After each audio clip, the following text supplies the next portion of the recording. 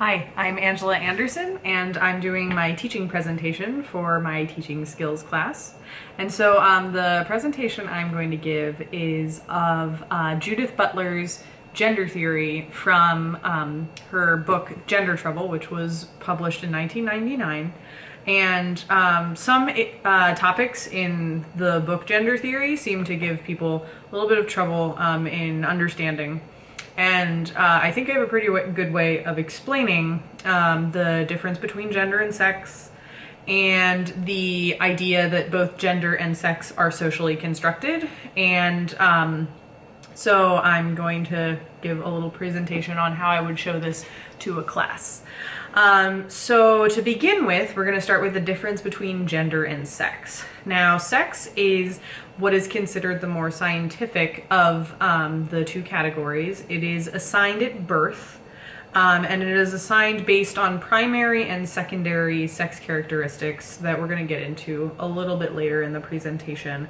But generally, when people ask, is a baby a boy or a girl, they're asking about sex. They're asking about whether when the baby came out, they thought this is a boy or this is a girl based on their primary and secondary sex characteristics.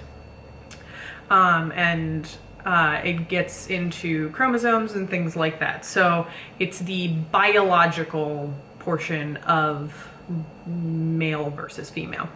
Then there's gender, which is understood in gender theory to be independent of sex, independent of what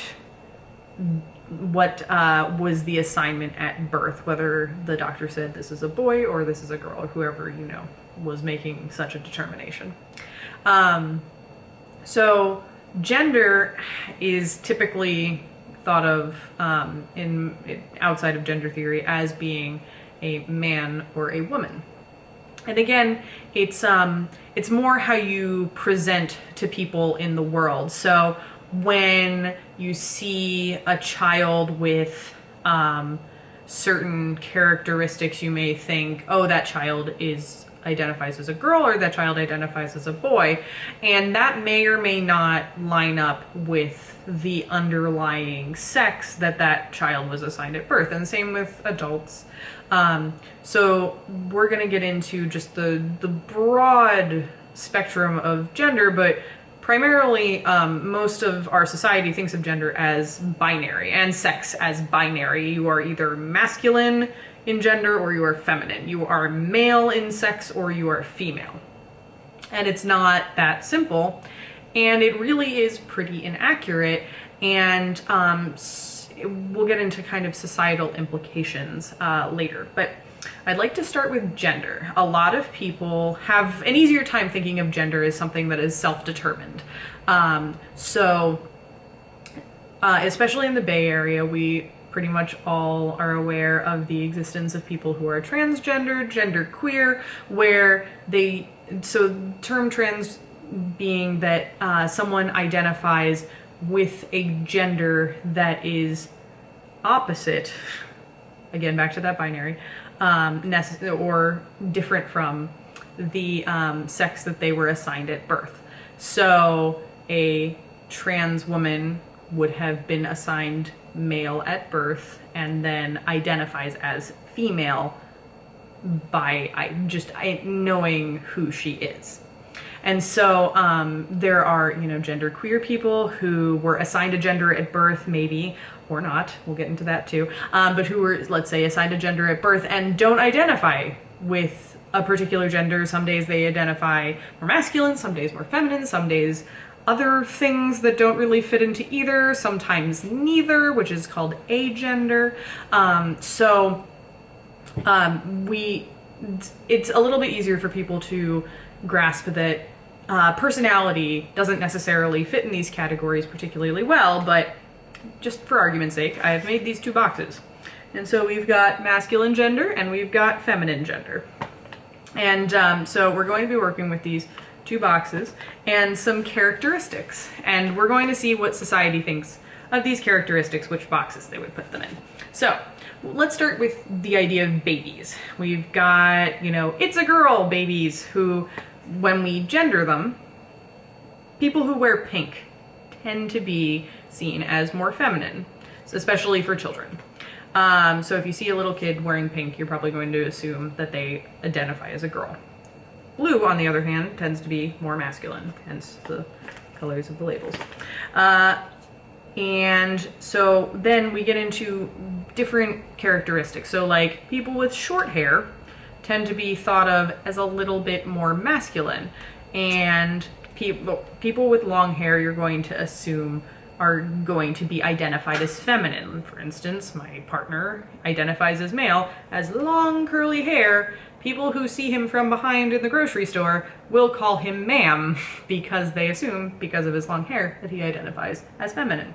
Then we get into other kinds of society says things. So if you're muscular, this is generally perceived as more masculine. And if you are curvy, this is generally perceived as more feminine. And this is across sexes. So more muscular women are going to be perceived as more masculine. More curvy men are going to be perceived as more feminine, no matter what their gender identity is. And this is all because of what society has taught us. Body hair. If you have it, you are masculine. If you don't have it, you are more feminine. Same with facial hair. Facial hair seen as more masculine than feminine, and some of these will overlap into sex a little bit later. If you see someone wearing high heels, you're probably going to think that they identify as more feminine than masculine, or you're going to think feminine when they see them. So, if someone has a high-pitched voice, they're going to probably be perceived as more feminine, whereas someone with a deep voice is going to be perceived as a little bit more masculine. Someone who is perceived as delicate. Now, something about when I was developing this, I was, reflecting on the fact that a lot of the more masculine things, like masculine descriptors, are more neutral, and then the more feminine descriptors, like delicate, are more, they carry a little bit more meaning. So for masculine, you could say someone is solid, or someone is strong, or something like that, which I mean strong, maybe not as much, but like solid as opposed to delicate. Delicate is definitely, needs to be cared for, whereas solid is very much independent, can stay on their own. So there are larger implications to these kind of gendering things. Additionally, tall and short. So tall people, whether they identify as male or female, tend to be considered more masculine, and short people tend to be considered more feminine. So we have established that, there are gender tropes. Now, what about, let's say, being short makes you feminine? Nothing really, except for the fact that society says so. We've all kind of collectively, over generations, decided that in the United States, Western, it's considered that you are, let's stick with the United States. If you're short, you're considered more feminine, and if you are taller, you're considered more masculine. Same with, let's say, long and short hair, or let's see, wearing high heels or something like that. These are all, there's nothing inherent about wearing high heels. I mean, we could really get into it about high heels and making women slower and easier to catch and stuff like that, but there's nothing inherent about any of these things that makes them more masculine or feminine, except that just as a society, that's what we've kind of agreed. It's kind of been established. So now, so I think we can kind of see how gender is a little bit random. Like, if we were to say, switch that short people were considered masculine, tall people were considered feminine, would that necessarily be super problematic? Or better than that, because then we get into sex, so we'll get to that in a second. But rather, if we took the color pink and the color blue, if we said, no, now pink is a masculine color and blue is a feminine color, would it really make a difference? The answer is no. And the reason we know this is because in earlier generations in this country, blue was considered the feminine color and pink was considered the masculine color. And at one point they switched, sometime in the 50s, I do believe. So that's how we know that gender is socially constructed, because there's nothing inherently manly about blue, there's nothing inherently feminine about pink, it's just what we have collectively as a culture in this moment decided. And collectively as a culture, we thought something different before. So, moving on. I'm with you, Angela. Gender is socially constructed, I can see that. Pink, blue, you got me. All right, so, but sex is science. No, I find that, yes, on a certain level, sex is science. It is used to categorize. We really like categorizing people because it makes people more comprehensible, more expected, and also we can use it to control people. We can use it to control their behavior, control their bodies, all kinds of things. So Judith Butler contends that sex is also socially constructed. People have a lot of trouble with that particular concept. So we're going to talk about the male sex and the female sex. So we're going to start with, well, first I want to give a little bit of scientific grounding. So there are two categories of characteristics called genotype and phenotype in human biology. And so genotype is what your genes say, ignoring the problems with genes and things like that, which there's a professor at Berkeley, Ignacio Chapela, who is doing awesome work on genes and the problems about classifying people by genes. But anyway, I digress. So genotype would be what your chromosomes say. So for the purpose of sex, there are XX and XY. XX being female and XY being male. So that is what is inside. We cannot see that. Very clear. Now, looking at me, I appear feminine, I identify as feminine, but you can't know what my chromosomes say.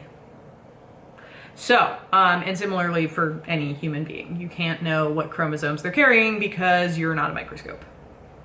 So, so then we get into phenotype. Phenotype is how genes are expressed. So the fact that, like my skin color is a phenotype that is coded for in my bodily, biological, whatever I've got going on inside of me, genes and stuff like that. My eye color is biologically coded for in some ways, but the phenotype of it is how it's expressed. So I have green eyes. I may have the same genes as my mom, but my mom has hazel eyes. So that's a difference in phenotype, but we have the same genotype. So that's what we're going to be talking about. We're going to be talking about genotype and then phenotype.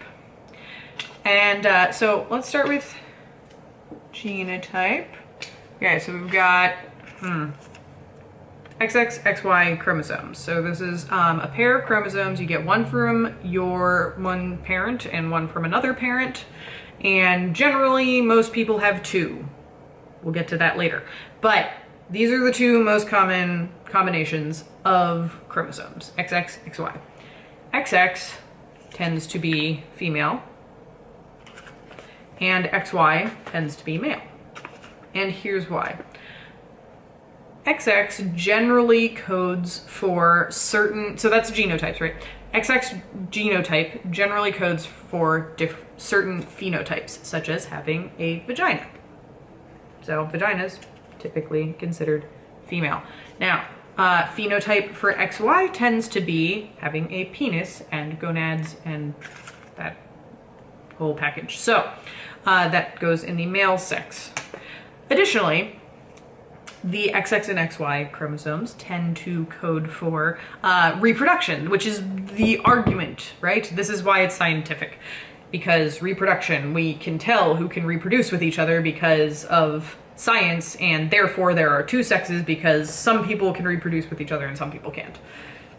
We'll get there. But for the meantime, XX tends to code for ova, eggs. So that goes in the female. And then sperm is coded for by the XY chromosome. So, or the XY chromosome combination. It is 2 chromosomes. So that goes in this box. So we're together so far, right? This makes sense so far. And it's very neat and tidy, and and then we get into like breasts, which tend to, it's another phenotype, right?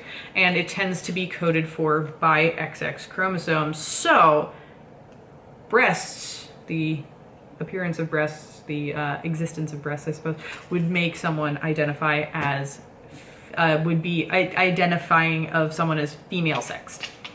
Then we get into more secondary sex characteristics. So those were all primary, relatively. Breasts kind of toe the line. They could be considered secondary sex characteristics, but mostly, so yeah, but we're getting into secondary now. So again, curviness would be like breasts, hips, kinds of shapes, tends to go in the female sex. The presence of facial hair, again, which was with gender before, right? It also tends to code for people who are male sexed. And then, the Adam's apple tends to code for someone who is male sexed as well. All right, so yeah, pretty neatly falls into these 2 boxes as far as those things are concerned. However, it gets complicated, right? Like humans do. So we've got, let's just start with this problem.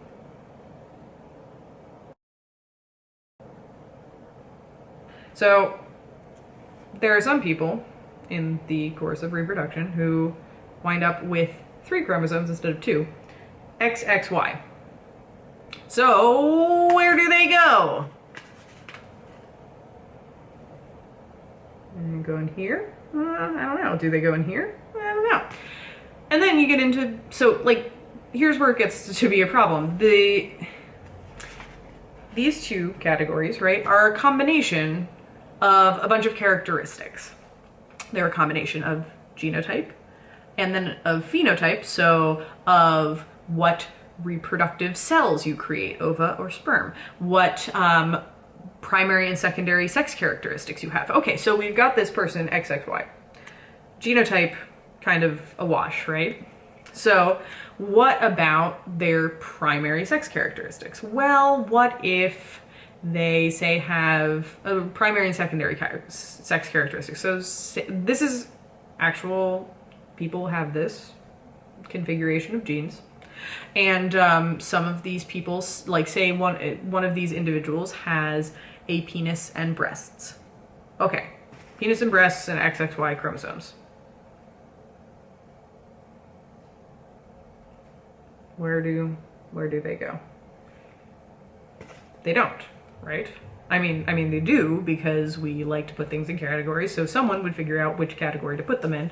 But what about them makes them male or female at that point? Like, does having a Y chromosome automatically make you male? Does having 2 X chromosomes automatically make you female? Does having a penis automatically make you male? Does having breasts automatically make you female? What is enough of a combination in order to fall into one of these categories? So, problem number 1. Problem 2, testosterone insensitivity, androgen insensitivity. There are some people who have XY chromosomes who are insensitive to androgen and therefore develop vagina, breasts, but have XY chromosomes. Now, phenotypically, these people would appear female sexed. However, genotype-wise, male sexed. So, and the only reason you would ever find this out is you know, eventually you find out about ovaries and reproductive things, or maybe you never find it out, who knows. So where does this person go? If they have all the sex characteristics that are female, but the genotype that is male. And I don't think this is something that is curable. I don't know. Let's check time. Okay, good. We're doing all right. So it's not something that's treatable. I don't think. Maybe it is. But it's basically receptors don't respond to testosterone. So I'm pretty sure that means that I don't know. I don't know I'm not up on my science on this. But for argument's sake, XY chromosomes, but female sex characteristics. So where do they go? We don't know. What's enough? What's enough to make you which gender? So let's get into another problem, similar problem, gynecomastia, which is when someone who has XY chromosomes, probably, we think, and male sex characteristics also has breasts. So which box do they go in? Which is having a penis and maybe XY chromosomes, who knows, enough to be considered male? Or does having breasts put you into the female box? Who knows? Similarly, people who are intersex or babies who are dubbed to have horrifyingly worded, horrifyingly described ambiguous genitalia. I mean, this is profoundly disturbing to me. The fact that we are doing surgery on babies because they don't fit into one of these boxes. And we're not asking them if they want surgery, and we're not seeing what works for them. It's been described by many authors as violence against these babies, and I think it's very accurately described as violence. So people who are intersex or have ambiguous genitalia, who may have an enlarged, like a vagina and enlarged clitoris, or who may have a penis and a vagina, or something that doesn't fit neatly into these boxes, who are then, in some cases, parents are given the choice of whether their child is given male or female genitalia. In some cases, the doctors just choose. It's scary, it's disturbing, and it doesn't fit in either of these boxes, which is why surgery is used on tiny babies to make them fit, which just doesn't seem like it's not a necessary thing. So that's horrifying and awful. Then, like, for instance, I have an acquaintance who is trans, and she had surgery to, she had gender affirming surgery, which is not the right term, but I'm really tired and I have a tiny baby and I'm trying to think of what it is. But a gender transition surgery. There we go. Sorry about that. So when she had surgery, when they were cutting into her abdomen, they found ambiguous glands, unclassified glands that they could not identify as male or female. So for her, if she had never had surgery, she would have never known about these glands. So which sex should we say she should go in then? Should we be doing abdominal surgery on everyone to figure out which sex they are? I don't think so. Finally, we go back to the primary argument of sexing people binarily, which is reproduction, right? We need to know so we know who to reproduce with. What about the case of infertility? Infertility, people who say do not produce ova or sperm. Is that enough to knock you out of one of these categories? If reproduction is the primary goal of binary sexing, then if you can't produce ova or sperm, or for some other reason cannot reproduce, which gender are you still a female gendered person, or if I'm sorry, a female sexed person if you have ovaries but cannot produce ova, or are you still a male sexed person if you cannot produce sperm that for some reason isn't viable? So another problem that doesn't fit in any of the categories. So I would argue the purpose of science is to make our world more knowable. I mean, there are lots of other purposes of science, and I'm not going to really get into them, but to make our world more knowable is the purpose of science. So this seems pretty arbitrary to me with all of these exceptions.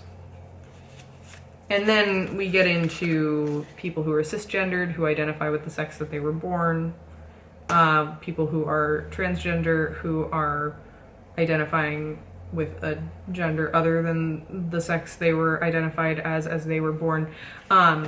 So I would say that saying that sex is scientific rather than a social construct is inaccurate and unnecessarily so. I think we can meet people where they're at. I think we can say that people are humans, and that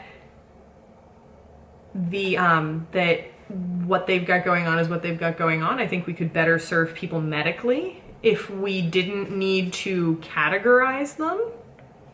I think we could better serve people at birth and throughout their lives if we recognize that both gender and sex are socially constructed, and that there is no neat way of categorizing people by gender or sex, and that's okay. So when I would teach this in class, I would probably I might have people make the boxes, because that's part of this. Like, you will notice these boxes did not exist before I made them, much like these societal standards did not exist before they were made. And similarly, I would have them then I would probably give prompts for what to write on the little pieces of paper. And that would, I think, make it very tangible to people, the socially constructed nature and the ambiguity and the inaccuracy of these social constructs. And I think that makes Judith Butler sometimes really difficult to read theory and philosophy much more accessible. And I think it's an important concept that everybody really would be better off understanding and knowing. So that is Angela Anderson, my teaching presentation. Thank you very much, and have a great evening.